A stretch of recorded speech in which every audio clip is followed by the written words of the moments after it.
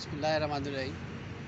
آج کا عنوان اپنے ذات کے بارے میں ہے کہ ہم اتنی اچھی اچھی باتیں آپ تک پہنچا رہے ہیں، بہت ساری باتیں ابھی اور بھی کرنی ہیں، زندگی کے تجربات، مشاہدات، مطالعہ اور سب کا نچوڑ میں آپ تک پہنچا رہا ہوں۔ لیکن یہ ساری باتیں کرنے سے پہلے میں ضرور کہوں گا کہ مجھے اپنی کم علمی کا بڑا اعتراف ہے۔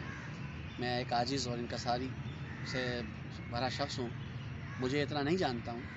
اگر کوئی مجھ سے غلط ادا ہو گیا ہو جملے الفاظ، حالانکہ میں اہل زبان ہوں، اردو بول لیتا ہوں، لیکن میں نے فیل کیا ہے، محسوس کیا ہے کہ جب میں بہت زیادہ ٹریولنگ کرتا ہوں، مسافرت میں ہوتا ہوں، سفر میں، تو جس طرح کے لوگ ملتے ہیں مختلف شہروں میں، تو کہیں کہیں مجھ پہ بھی چھاپ لگ جاتی ہے۔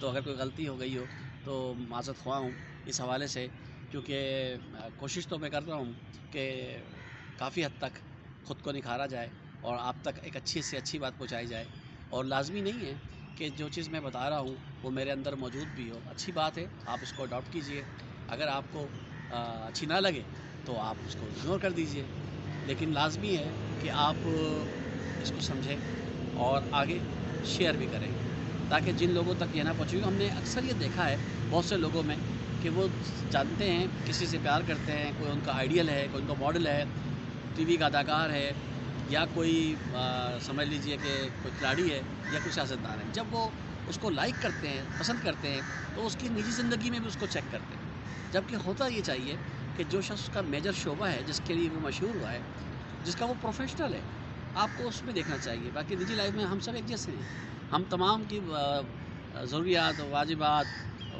جو چیزیں طلب گاری سیم سے ہیں، لہٰذا ان سے آپ لوگوں کو نہ سمجھیں، جو اس کا پروفیشن ہے اس سے اس کو پہچانیں۔